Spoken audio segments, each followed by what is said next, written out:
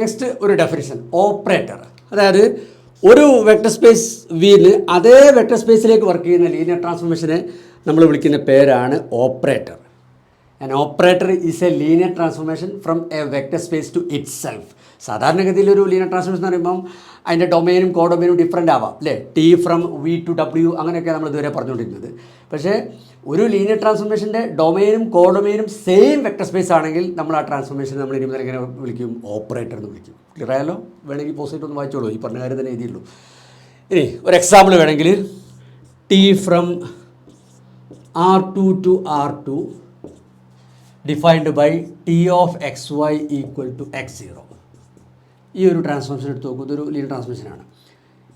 ഇതിൻ്റെ ഡൊമൈനും കോഡൊമൈനും ഒക്കെ same vector space അല്ലേ, R2 തന്നെ അല്ലേ. So this T is an operator on R2 അങ്ങനെ നമ്മൾ പറയാം. ക്ലിയർ ആണല്ലോ? ഇനി നമ്മൾ ഇതുവരെ ഉപയോഗിച്ചിരുന്ന സിമ്പിളാണിത് LVW. ഇതെന്തിനാണ് ഡിനോട്ട് ചെയ്യുക? Set of all linear transformations from V to W. അങ്ങനെയെങ്കിൽ LVV എന്തായിരിക്കും? Set of all linear transformations from V to V അല്ലേ. അതായത് linear transformation from V to V എന്ന് പറഞ്ഞാൽ എന്താ? ഓപ്പറേറ്റർ ഓൺ വി ആണ്. അപ്പം this is actually set of all operators on V. ഇതിനെ ഷോർട്ടായിട്ട് നമ്മൾ ഇങ്ങനെയാണ് ഡിനോട്ട് ചെയ്യുക, LV. ഇപ്പം LVനെ കണ്ടാൽ നിങ്ങൾ മനസ്സിലാക്കുക ഇറ്റ് ഈസ് ആക്ച്വലി LVV.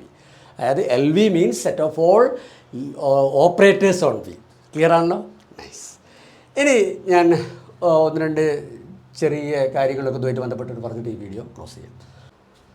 ഒന്ന് പോസ് ചെയ്ത് ഈ റിസൾട്ട് ഒന്ന് വായിച്ചു നോക്കൂ. ഇത് വായിച്ചാൽ നിങ്ങൾക്ക് മനസ്സിലാവുന്നുണ്ടാവും ഇതങ്ങനെ ഒരു പുതിയ റിസൾട്ട് ഒന്നുമല്ല. കാരണം നമ്മൾ നേരത്തെ ഇതിൻ്റെ ഒരു ജനറൽ വേർഷൻ പ്രൂവ് ചെയ്തിട്ടുണ്ട്. അയാളെ ഓർമ്മ ഉണ്ടോ? ഞാൻ ഇവിടെ എഴുതി തരാം, ഫോർമ ഇട്ടു ചെറുതായിട്ട് ഷോർട്ടാക്കിയിട്ട് എഴുതി തരാം. ഇത് നമ്മൾ നേരത്തെ പ്രൂവ് ചെയ്തതല്ലേ. അതായത് വിയും ഡബ്ല്യുവും രണ്ട് ഫൈനൈറ്റ് ഡയമെൻഷണൽ വെക്ടർ സ്പേസുകളാണ് with equal dimensions. Then a linear transformation T from V to W is injective if and only if it is surjective, if and only if it is bijective. നമ്മൾ നേരത്തെ മനസ്സിലാക്കിയാണ് അല്ലേ. അതായത് ഈ ഒരു കേസിൽ, ഈ ഒരു സ്പെഷ്യൽ സാഹചര്യത്തിൽ ഈ മൂന്ന് വേർഡ്സും ഇക്വലൻ്റ് ആണ്. ഇതിലേതെങ്കിലും ഒന്ന് സംഭവിച്ചാൽ മറ്റുള്ളതൊക്കെ സംഭവിച്ചിരിക്കും. സോ ഇത് നമ്മൾ നേരത്തെ പ്രൂവ് ചെയ്താണ്. ഇതിൻ്റെ ഒരു സ്പെഷ്യൽ കേസ് അല്ലേ ഇത്. ഇവിടെ ഈ ഡബ്ല്യുക്ക് പകരം വി തന്നെ ഉപയോഗിച്ചാൽ ഈ റിസൾട്ട് കിട്ടും അല്ലേ. വി ഫൈനൈറ്റ് ഡയമെൻഷനിലാണെങ്കിൽ വിയും ഫൈനൈറ്റ് ഡയമെൻഷനിലാണ്, ഡബ്ല്യുക്ക് പകരം വി ഉപയോഗിക്കുക. മാത്രമല്ല dimension V equal to dimension V ആണ് അല്ലേ.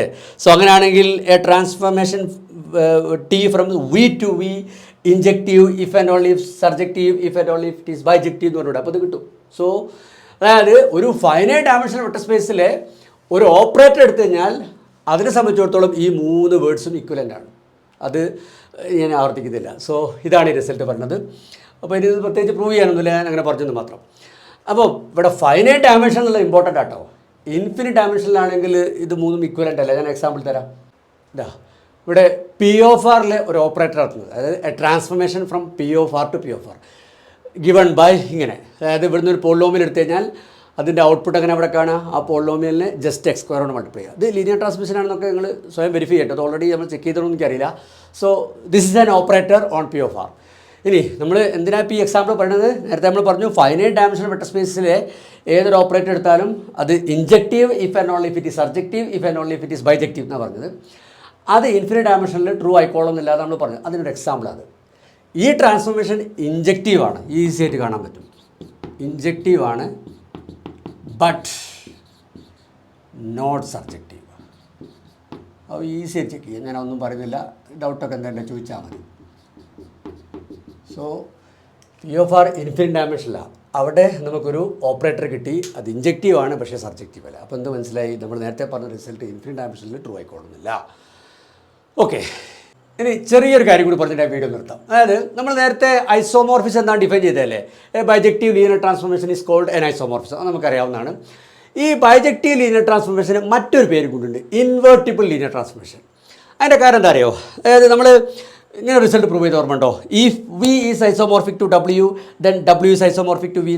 അതായത് വി ഡബ്ല്യുനോട് ഐസോമോർഫിക് ആണെങ്കിൽ ഡബ്ല്യു തിരിച്ച് വിനോടും ഐസോമോർഫിക് ആയിരിക്കും. നമ്മൾ പ്രൂവ് ചെയ്തില്ലേ? അങ്ങനെ പ്രൂവ് ചെയ്തത് അവിടെ വി ഡബ്ല്യുനോട് ഐസോമോർഫിക് ആണെങ്കിൽ വിന്ന് ഡബ്ല്യുയിലേക്ക് ഒരു ഐസോമോർഫിസം എക്സിസ്റ്റ് ചെയ്യും അല്ലേ.